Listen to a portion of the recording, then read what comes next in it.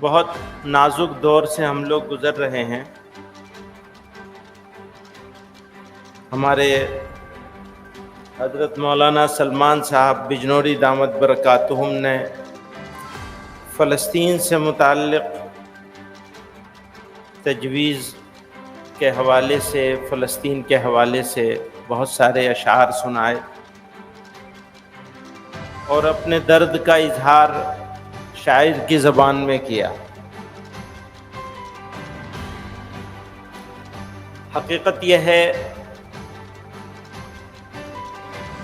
کہ جب درد کا اظہار کرنا چاہتے ہیں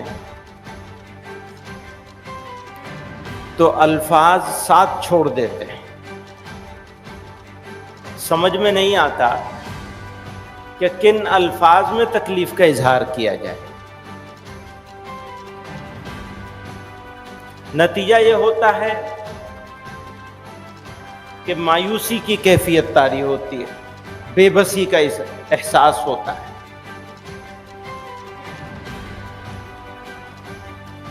اور ہم تو ایسے دور سے گزرے ہیں بھارت کے مسلمان کہ وہ اپنے غصے کا اظہار ڈیموکریٹک طریقے سے بھی نہیں کر سکتا.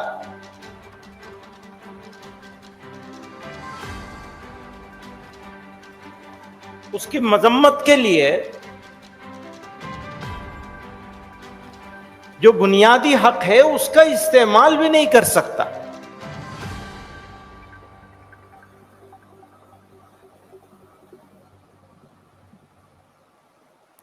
تو دنیا کے لوگ جس طرح کی تکلیف میں ہیں، ہم لوگ اس سے دگنی تکلیف میں ہیں اس حوالے سے، فلسطین کے حوالے سے.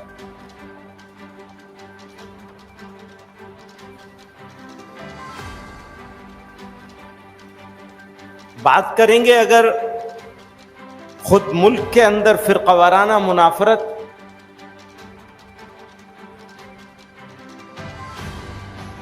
تو میں ہمیشہ ایک بات کہا کرتا ہوں، آج بھی کہنا چاہتا ہوں کہ حکومتوں کے بدلنے سے حالات نہیں بدلیں گے.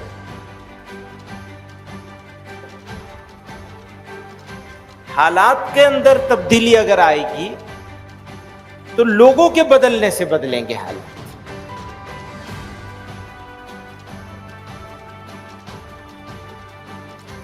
جب ذمہ دار لوگ،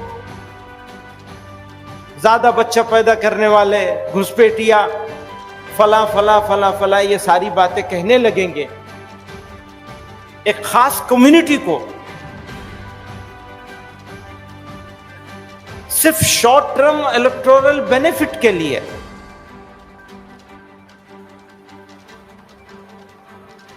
تو پھر کیا ہوگا؟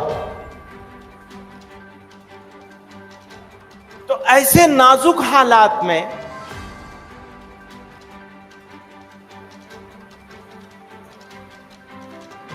ملت کے سرکردہ، فکر رکھنے والے، سوچنے والے، ملک اور ملت کے بارے میں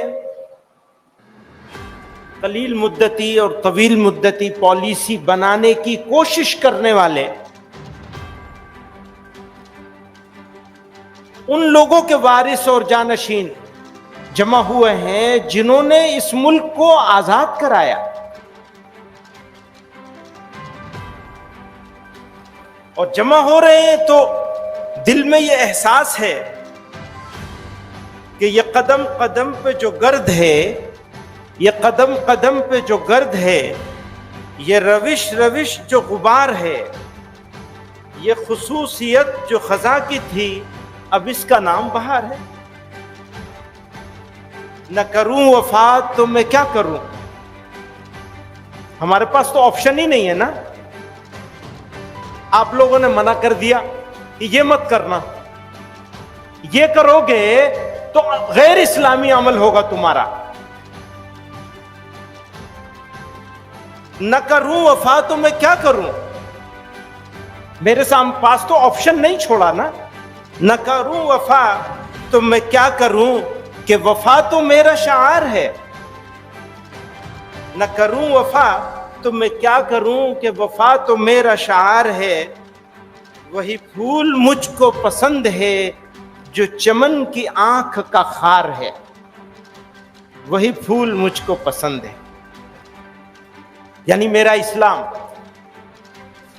وہ چمن کی آنکھ میں خار بن گیا تو میں کیا کروں، پر میرا پھول تو وہی ہے۔ بزرگان محترم، یہ کچھ الفاظ ہیں، اظہار کے طریقے الگ الگ ہوتے ہیں۔ میں نے کچھ دوسری طریقے سے اظہار کیا ہے، لیکن یہ سب آپ لوگوں کے جذبات ہیں، اور صرف آپ کے نہیں، اور صرف ملت اسلامیہ ہند کے نہیں، بلکہ یہ ملک دوست اکثریت کا خیال ہے۔ یہ ہمارے حضرت فرمایا کرتے تھے، یہ ملک اقلیتوں کی اکثریت کا ملک ہے، یہ ملک اقلیتوں کی اکثریت کا ملک ہے، مائنورٹیز کی میجورٹی کا ملک ہے۔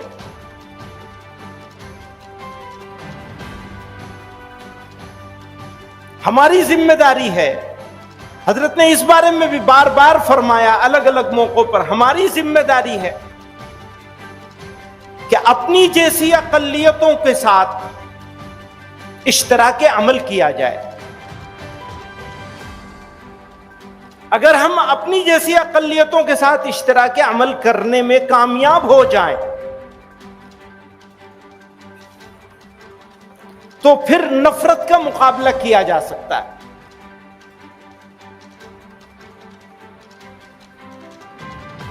ورنہ نفرت کا جواب اگر نفرت سے دیا جائے گا تو نفرت کو فائدہ ہو جائے گا۔ نفرت کا جواب نفرت سے نہیں دیا جا سکتا، آگ کو آگ سے نہیں بجھایا جا سکتا۔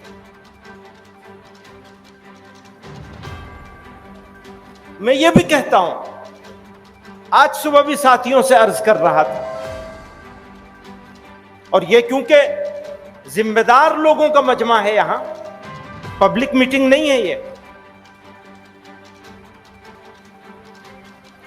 تو اگر میری کسی بات کو کریکٹ کرنا چاہیں تو آپ لوگوں کو اختیار ہوگا، آپ میری بات کو کی تصحیح کر سکتے ہیں۔ اور اس خیال کے ساتھ میں یہ بات پیش کرتا ہوں کہ ہو سکتا ہے میں غلط ہوں، لیکن ہم خیال برادران وطن کے ساتھ سنجیدہ ملک کے بارے میں فکر کرنے والے برادران وطن، وہ ہندوؤں میں بھی ہیں، سکھوں میں بھی ہیں، اور دوسری اقوام میں سب جگہ موجود ہیں، ان کے ساتھ ان معاملات پہ جن کے بارے میں غلط فہمی ہے، اسلام کے بارے میں، مسلمانوں کے بارے میں، عبادت گاہوں کے بارے میں، عبادتوں کے طریقے کے بارے میں گفتگو ہونی چاہیے۔ جو اختلاف رکھتے ہیں ان کے ساتھ بھی گفتگو ہونی چاہیے، کیونکہ جو اتفاق رکھتا ہے اس سے تو کوئی گفتگو نہیں ہو سکتی۔ بہت سارے اتفاق رکھنے والے ایسے ہیں جو بہت سارے ایشوز پر ہمارے ساتھ اختلاف بھی رکھتے ہیں، کچھ چیزوں میں اتفاق رکھتے ہیں، کچھ چیزوں میں اختلاف رکھتے ہیں، ان سے بھی گفتگو ہونی چاہیے۔ کچھ لوگ ایسے ہیں جو ہمیں جانتے ہی نہیں، بہرحال گفتگو ہونی چاہیے، کیونکہ اگر گفتگو ہوگی تو نفرت کا مقابلہ کرنا آسان ہو جائے گا۔ یہ میری درخواست ہے۔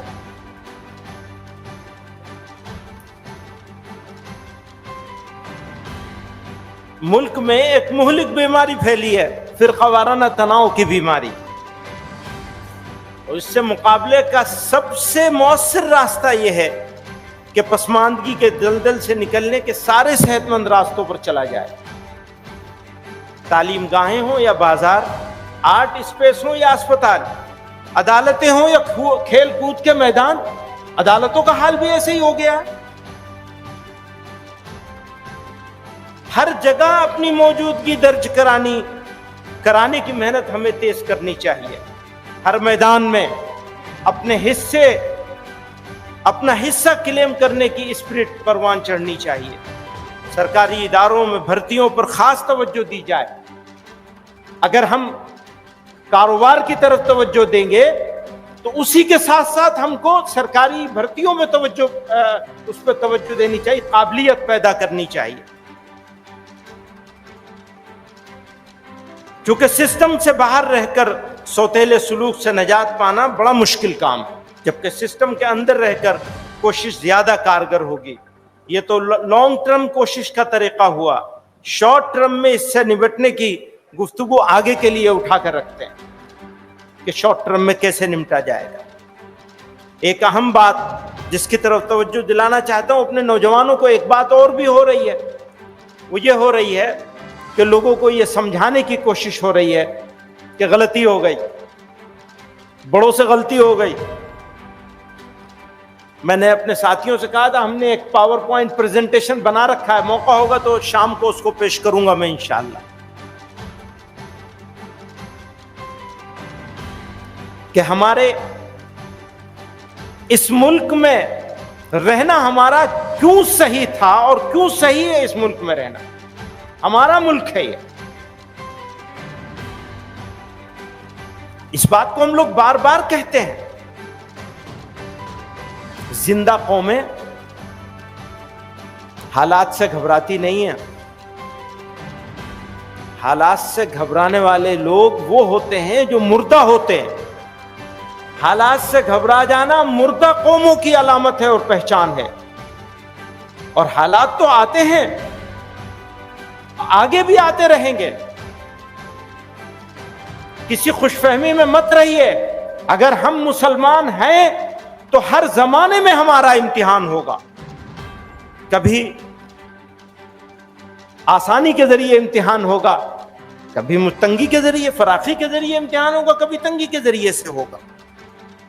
میں مسلمان نوجوانوں سے کہنا چاہتا ہوں، آپ کے سچے جذبات کو مفاد پرست منافع خور تنظیمیں ہائی جیک کرنے کی کوشش کر سکتی ہیں. مقصد یہ ہوتا ہے کہ پوری قوم کے سروں پر نا امیدی اور مایوسی کا شامیانہ تان دیا جائے. یاد رکھیں، بھروسہ مومن کا سب سے بڑا ہتھیار ہے. اللہ کی کبریائی پر بھروسہ کہ میرا مولا میری شہرت سے زیادہ قریب ہے. بھروسہ کہ وہ میرے یقین کی لاج رکھے گا. میرے نوجوان دوستو، میری قوم کے روشن مستقبل کے معماروں، میں اپنے نوجوان دوستوں سے کہتا ہوں، آپ کو جھانسے میں نہیں آنا ہے. راتوں رات دولت مند بنا دینے والی اسکیموں سے بھی ہوشیار رہنا ہے. راتوں رات انقلاب برپا کر دینے والے نعروں سے بھی ہوشیار رہنا ہے. خدا کی سنت پر یقین رکھنا ہے. اس دنیا کے لیے خدا کی سنت یہی ہے اور یہی رہے گی کہ سونے والا کھائے گا اور جاگنے والا پائے گا. سوئے رہیں گے تو سوتے رہ جائیں گے. مطمئن ہو جائیے کہ بہتر ہو گئے حالات تو سو جائیں گے. ابھی تو لوگ بہت خوش ہیں، بہتر ہو گئے حالات. حالات تو بہتر ہوں گے تب جب ہم اور آپ جاگیں گے، محنت کریں گے، قربانی دیں گے، اپنے وقت کی قربانی دیں گے. ہمارے کل مولانا صدیق اللہ چودھری صاحب کہہ رہے تھے تم نے کام کرنا چھوڑ دیا. ہاں، وہ تم نے اپنے باپ کا راستہ چھوڑ دیا. صحیح بات ہے. ہم نے یہی ایک راستہ تھوڑی سارے راستے چھوڑے ہوئے ہیں. ہم تو واقعتاً نااہل ہیں، اور میں یہ زبانی جمع خرچ نہیں ہے کہ میں تواضعاً کہہ رہا ہوں. یہ تو زبردستی یہ بٹھا دیا گیا، ورنہ کہاں اس قابل تو ہے نہیں. ہاتھ پہ ہاتھ دھر کے بیٹھنے والا محروم رہے گا. لگن کے ساتھ قدم اٹھانے والا منزل پر موج منائے گا. قوم کی ترقی میں یاد رکھیے گا، قوم کی ترقی میں نسل 2 نسل 3 نسل کی محنتیں کھپا دینا انسانی تاریخ میں بالکل عام بات ہے، کوئی شارٹ ٹرم نہیں ہے، کوئی قلیل مدتی نہیں ہے۔ اگر آپ کو اپنی نسلوں کو عزت کی زندگی دینی ہے تو آپ کو پھل نہیں کھانا ہے، قربانی دینی پڑے گی۔ کسی نے کہا تھا بھیا اگر تمہیں کھانا ہے تو گیہوں بو لینا، چاول بو لینا، اور اگر تمہیں اپنی تیسری نسل کو کھلانا ہے تو زیتون کا درخت لگا دینا۔ آئیے عہد کریں کہ ہم بھول جائیں گے اب گیہوں اور چاول کی بوائی، ہم اپنی تیسری چوتھی نسل کے لیے زیتون کا پیڑ لگائیں گے۔ آج کے لیے کچھ نہیں کریں گے، جو کریں گے مستقبل کے لیے کریں گے، اپنی ذمہ داری ادا کریں گے، بدلہ پانے کے لیے نہیں کریں گے۔ اگر بدلہ پانے کی امید میں کرو گے تو یاد رکھنا مایوسی کے سوا کچھ نہیں ملے گا۔ اگر کامیابی چاہتے ہیں آپ، میں آج آپ سے اپنے نوجوان دوستوں سے کہنا چاہتا ہوں، خوشی کی بات ہے کہ آج ہماری جمعیت میں وہ ممبران، یہ جماعت الحمدللہ نئے خون کے ساتھ، نئے جوش کے ساتھ، نئے ولولے کے ساتھ تاریکیوں میں روشنی کی کرن ہے، اس ملک کے لیے، ملک کے مستقبل کے لیے، ملک کے مسلمانوں کے لیے نہیں، ملک کے کمزوروں کے لیے، مظلوموں کے لیے، ناانصافیوں سے لڑائی کے لیے، ظلم اور انیائے کا وروध کرنے کے لیے۔ اتنے سارے خوبصورت الفاظ اور ایسی سوتی ہوئی قوم، کیسے کام چلے گا؟ الفاظ کی خوبصورتی، لفظ تراش تراش کے عمدہ الفاظ بولنا، لفظوں کو پیش کرنا، یہ تو کمال ہے کچھ ہی لوگوں کا۔ ہمارے پاس الفاظ نہیں ہیں، ہمارے پاس ہمارے ارادے ہیں، ہمارے عزائم ہیں۔ میں مولانا صدیق اللہ چودھری صاحب کی اس بات سے بالکل اتفاق نہیں کرتا ہوں کہ میں نے کام چھوڑ دیا ہے۔ ہاں، کچھ کام چھوڑ دیا ہے، کچھ کام ضرور چھوڑ دیا ہے، لیکن کچھ کام کر بھی رہے ہیں۔ اس بات کا اعتراف ہے کہ ہم کام کے قابل نہیں ہیں، لیکن پھر بھی ٹوٹی پھوٹی کوشش کر رہے ہیں۔ یہاں جمع ہوئے ہیں ہم اور آپ، اور اس عزم کے ساتھ جمع ہوئے ہیں کہ ہر سال جمع ہوا کریں گے کہیں نہ کہیں ملک میں، اور اس مرتبہ تو ویسے ہی جمع ہو گئے ہیں، اگلی مرتبہ اپنے کھانے کے انتظام کے ساتھ جمع ہوں گے ہم سب لوگ، یعنی جان مال دونوں لگے گا۔ ابھی بھی لگ رہا ہے جان مال دونوں لگ رہا ہے نا۔ ہر صوبے سے طے کرا لیا ہے سوائے مغربی بنگال کے اور مہاراشٹر کے، 2 صوبوں کے علاوہ تمام صوبوں سے طے کرا لیا ہے کہ اپنا اپنا کھانا ہوگا سب کا، اور سال میں 2 مرتبہ منتظمہ صوبے والے ضرور کریں گے دستور کے اعتبار سے انشاءاللہ۔ تیار ہے نا؟ ایک بات یہ طے ہوئی ہے کہ لوکل یونٹیں، میں اپنی بہت ساری باتیں لکھی ہوئی ہیں اس میں، لیکن ساری چھوڑ رہا ہوں۔ کیوں؟ یہ فیصلہ کرنا ہے کہ جمعیت علماء کی یا جماعت کی یا آرگنائزیشن کی ضرورت کیوں ہے۔ میں یہ بھی پوچھ رہا ہوں پچھلے 2 مہینے سے اپنے ساتھیوں سے کہ منتظمہ کرنا ہم کیوں کر رہے ہیں، منتظمہ کیوں جمع ہوئے ہیں، آخر ہوئے کیوں ہیں جمع یہاں، کیا حاصل کرنا ہے ہم کو اس قربانی سے کہ منی پور سے لے کر اور کشمیر تک، کنیا کماری سے لے کے کشمیر تک اور ہریانہ سے لے کے منی پور تک، ہر علاقے سے معزز لوگوں کی، ذمہ دار لوگوں کی، قربانی دینے والوں کا مجمع ہے۔ یہ وہ لوگ ہیں کہ جو ان میں سے اگر 10% کہیں جمع ہو جائیں تو ہوا کا رخ بدل سکتے ہیں۔ الحمدللہ یہ بزرگوں کی وراثت کے امین ہیں آپ لوگ، اگر آپ زندہ ہو جائیں گے تو قوم زندہ ہو جائے گی. اگر آپ رہ گئے کوئی نہیں ہے.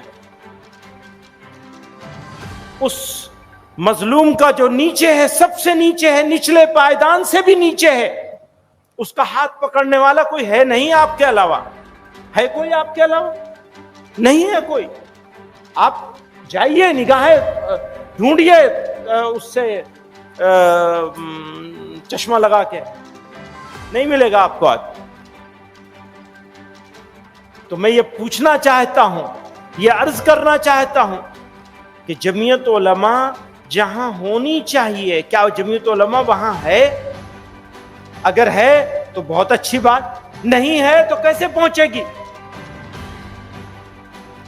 ہماری ایک ضرورت ہے، ہمیں ہر سال ایک مرتبہ منتظمہ کرنا پڑے گا. یہ دستوری ذمہ داری ہے ہماری. ہر سال ایک مرتبہ مرکز کی منتظمہ ہونی ہے، اور صوبوں کی منتظمہ ہر 6 مہینے پہ ہونی ہے. تو آسان بنانا ہوگا نا اسے. آسان بنا لیں گے تو کرتے رہیں گے. آسان بنانے کی کیا ترکیب ہے؟ غریب لوگوں کی جماعت ہے، سیٹھوں کے پاس نہیں جائیں گے. غریبوں کی جماعت ہے، سیٹھوں کے پاس نہیں جائیں گے. اپنی جان بھی لگائیں گے، اپنا مال بھی لگائیں گے. منتظمہ میں شریک بھی ہوں گے اور کھانا اپنا خود کریں گے ہم لوگ. چاہے مرکز کی ہو چاہے صوبوں کی ہو. تیار ہیں آپ لوگ اس کے لیے؟ تاکہ برابر جمع ہوتے رہیں، برابر فکر ہوتی رہے، برابر کام کے لیے تیار رہیں، برابر قربانی دینے کے جذبے کے ساتھ یہاں سے نکلیں، ارادہ کریں. سیکھتے رہیں، سکھاتے رہیں. ایشوز کے اوپر مذاکرہ ہو، مباحثہ ہو. تو انہوں نے تجویز پڑھ دی، آپ نے کسی صاحب نے تائید کر دی، آپ نے منظور کر لی، ہو گیا کام. یہ تو کوئی بات نہیں ہوئی. ارے بھائی ہم ایک بات کہہ رہے ہیں تو ہم تو آدمی ہیں نا، غلط بھی کہہ سکتے ہیں نا. تو اس کو صحیح کون کرے گا؟ حضرت عمر رضی اللہ تعالیٰ عنہ نے سوال کیا تھا نا، بھائی کوئی غلط ہوگا تو کیا کرے گا؟ جواب کیا ملا تھا؟ وہ تو معلوم ہے سب کو. تو آپ الحمدللہ یہ جمعیت ایسی ہے، میں نے ایک تجویز رکھی، وہ حضرت محتمم صاحب نے اس تجویز کو بجائے اس کے کہ یہ کہتے کہ بھئی تجویز آئی ہے اس کے اوپر سب لوگ اپنی اپنی رائے دیں، کہ میری رائے یہ ہے، اور اب یہ بتاؤ میری رائے سے اختلاف کون کرے گا؟ تو اب آپ کی رائے سے کون اختلاف کرے گا بتائیے. تو بہرحال میں یہ بھی بات اچھی طرح سمجھ لیجئے، جمعیت علماء کی ہیئت حاکمہ 2 مجالس ہیں، مجلس عاملہ اور مجلس منتظمہ. عجیب بات ہے، اتنا خوبصورت دستور مجھے کہیں نہیں ملا. کسی کو صدر بننا ہے اپنا نام نامزد نہیں کر سکتا، کسی کو نومینیشن فائل نہیں کرنا ہے. خود جماعت کے صوبوں کے لوگ نام بھیجیں گے، اپنی مرضی سے نام بھیجیں گے. 1 کا بھیجیں، 2 کا بھیجیں، 3 کا بھیجیں، 5 کا بھیجیں. یہ نظام ہے اس جماعت کے پاس. اور صدر نامزد ضرور کرتا ہے مجلس عاملہ کو، لیکن نامزد کرتے ہی مجلس عاملہ کے پاس صدر سے زیادہ طاقت آ جاتی ہے. کل ہی ایسا ہو گیا، یک طرفہ طور پر پوری مجلس عاملہ نے، یعنی وہ وہاں تائید تردید کا سوال نہیں تھا، ایک تجویز ہے اور بہت خوبصورت تجویز ہے. وہ تجویز یہ ہے کہ جو بھی جمعیت علماء ہند کا صدر اور جنرل سیکریٹری ہوگا، جو بھی ہوگا، وہ 2 ٹرم سے زیادہ صدر اور جنرل سیکریٹری نہیں رہے گا. خوبصورت تجویز ہے نا. ارے بھائی ہاتھ اٹھا کے تائید تو کر دو. تجویز کی دیکھیے، تجویز کی خوبصورت. آپ تو حضرت ابھی وہاں دیکھ لیجئے ذرا ایک مرتبہ، وہاں تو دیکھ لیجئے. تو تجویز خوبصورت ہے، اور لیکن چلے گی نہیں. اس لیے کہ مجلس عاملہ اس کو منظور نہیں، مجلس عاملہ منظور کرتی تو آپ کے پاس آتی وہ، پھر یہاں بحث ہو جاتی. یہاں کی تو اکثریت اس کے حق میں ہے، لیکن مجلس عاملہ نے کیونکہ اس کو منظور نہیں کیا تو وہ رہ گئی ہے. اگلی مرتبہ کریں گے اس کے اوپر کام انشاءاللہ، کیونکہ ہمیں جمعیت علماء میں نیا خون لے کے آنا ہے، نیا خون لانا ہے نئے ارادوں کے ساتھ.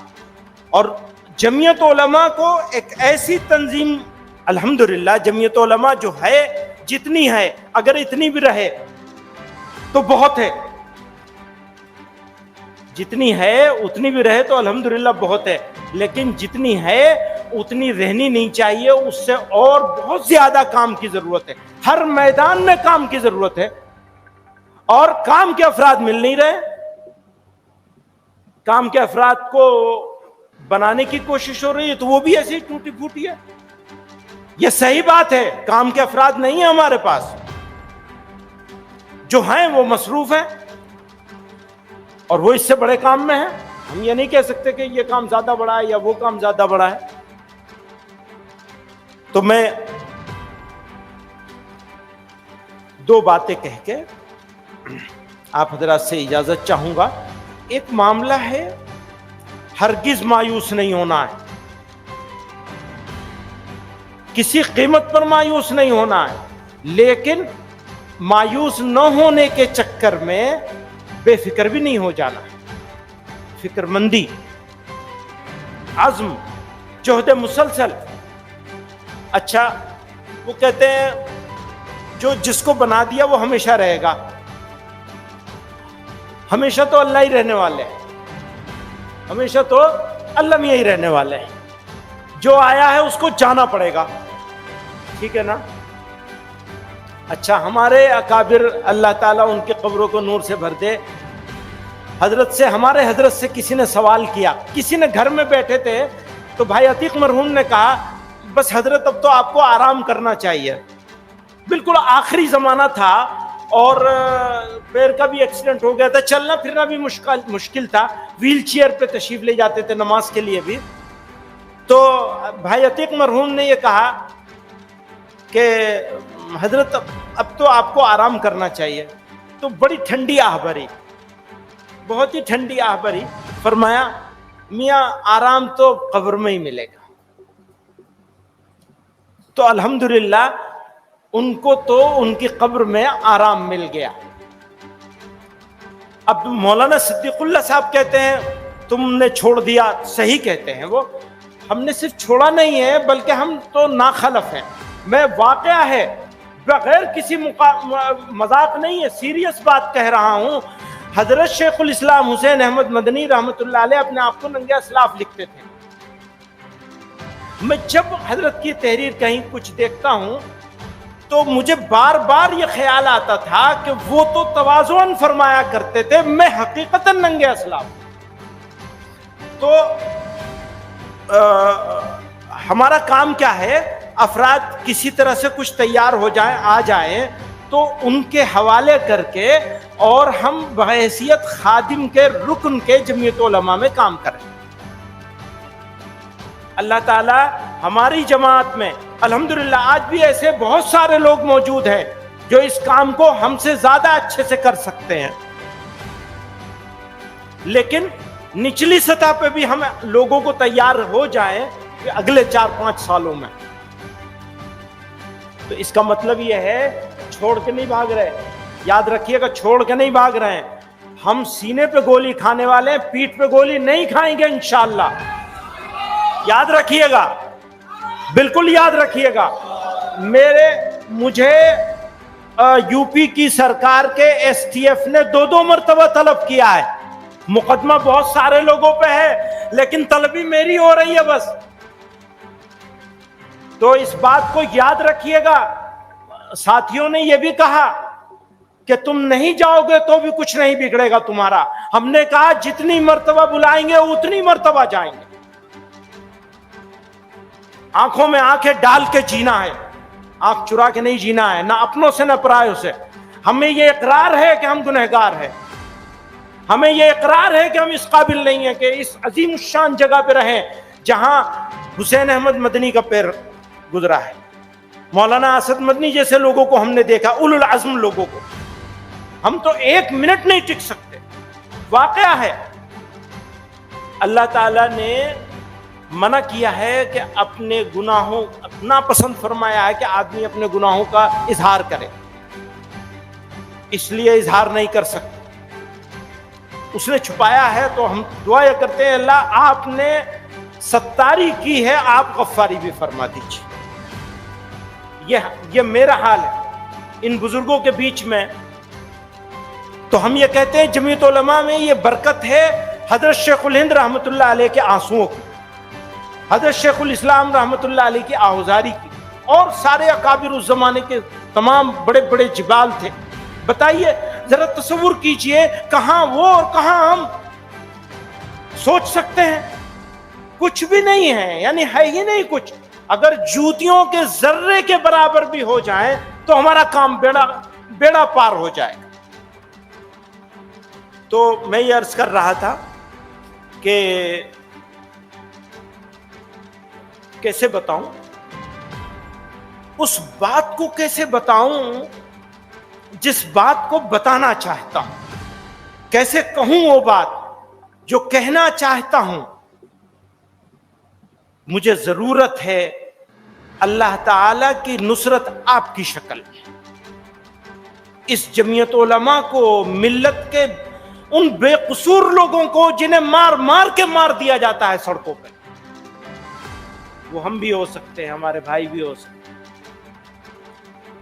اور ہیں وہ ہمارے بھائی. ان کو ہماری ضرورت ہے. اگر ان کی ضرورت ہم پوری نہیں کریں گے تو ہماری بخشش نہیں ہوگی.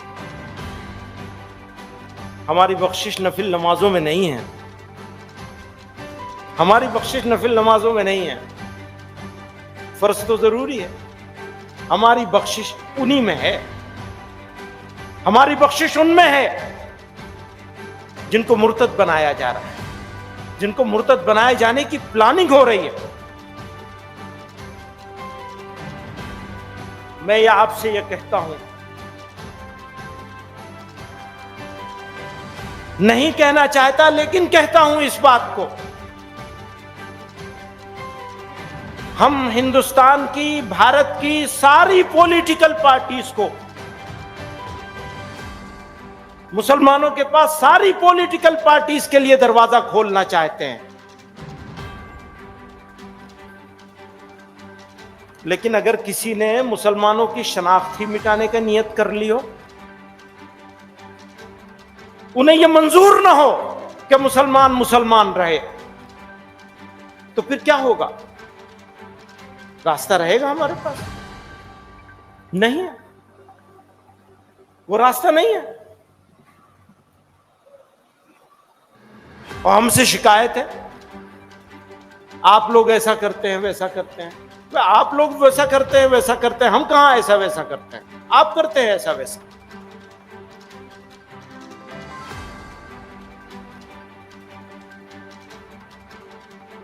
اس کے باوجود ہم یہ کہتے ہیں کہ سمجھدار لوگوں کے ساتھ گفتگو ہونی ہی چاہیے. گفتگو بہترین حل ہے.